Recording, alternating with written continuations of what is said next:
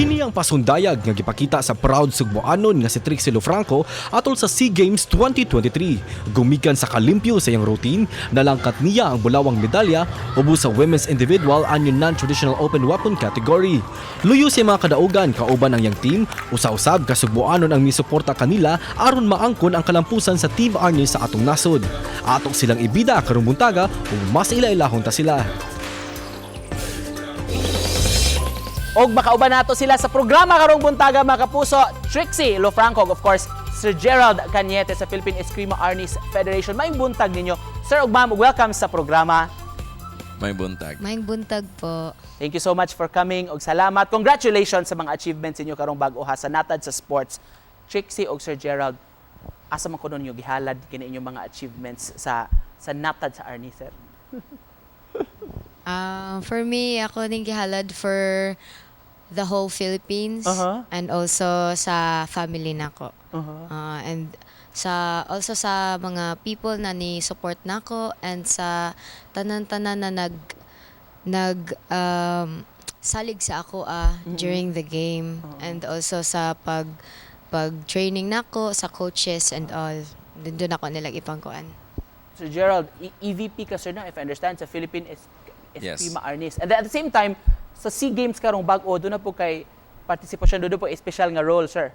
Yes, I had the honor of being the technical director for Arnis during the Cambodian SEA Games. Cambodian SEA Games. Yes. How was it, sir?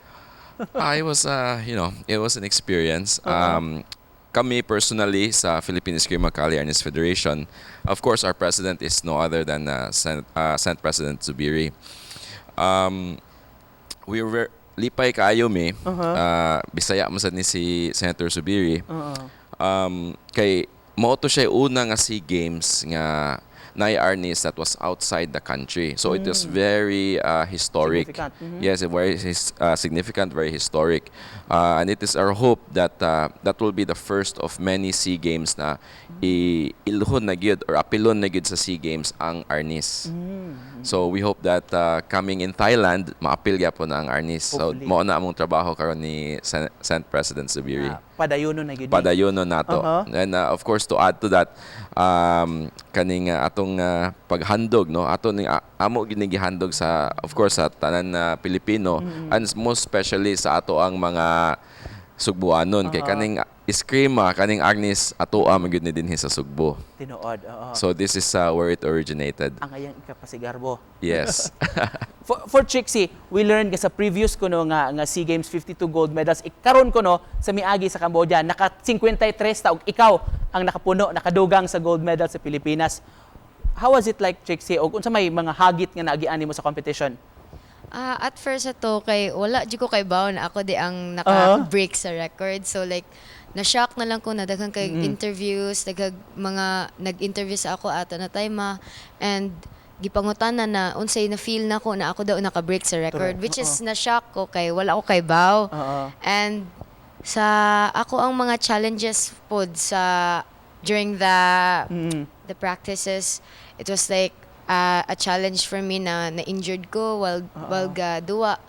Pero ang kato na challenge is like mura siya og kanang akong gidawat na mura og nangita ko og kusog ato na time. So like it was like a challenge for me na dapat na kong malagpas para murag dili na ko ni makuanan dayon ba na like murag ara ako dira kutog kay tungod ana na challenge. So I have to do this challenge para sad sa akong self to grow and to move forward. Wow. Speaking of moving forward, unsa may sunod para nimo, Trixie? Unsa may among angay atangan gikan kanimo? There's a lot of games pod na ako ang kuanan sa karon. Pero for now is like wait lang pud mi sa instructions sa among coaches and wait me for the future events sa amo. So like in the PSC at dito sa Manila, we were practicing for the future events lang gyud. Just to cap this off, Sir Gerald og Trixie, coming from you, sir, unsa may gusto nimo mensahe paabot sa mga kabatan-onan karon with regards to the sport, labi na sa mga ingkong interesado siguro magkat-on ani niya. Ikaw po, Trixie, unsa may buot mo ipaambit pud nga mensahe sa mga nagtan-aw kanato? First of all, like to encourage and invite all our Sugbuanons to take a look at our national martial art and sports, no, ato agid ni, and it is our hope we will be starting a developmental league here in Cebu. Of course, para ni sa grassroots nato, it is our hope, no, together with Cebu City, that makita tag mga potential talent, no, because we already have 2 athletes na Cebuano nga naka-garner og gold. So, and we strongly believe na napanidaghan nga atleta nga makita nato dinhi sa Sugbo. So, mao na among hagit karon na hopefully ma-invite nato ang mga Sugboanon to take a look at Eskrima, look at Arnis as a sport na ata dito sa Abiliana, and of course you can find us at Doce Pares World Headquarters. Wow.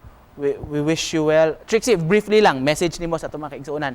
Ano lang, ayaw mo og give up. Whenever na I challenge, ayaw og give up. Accept the challenge para pod sa inyong kaugmaon sa future. And also, enjoy the game. Ana lang yun. Thank you so much for joining us. Ug salamat sa inspirasyon ha sa natad sa Arnis mga kapuso. Trixie Lofranco ug Gerald Cañete.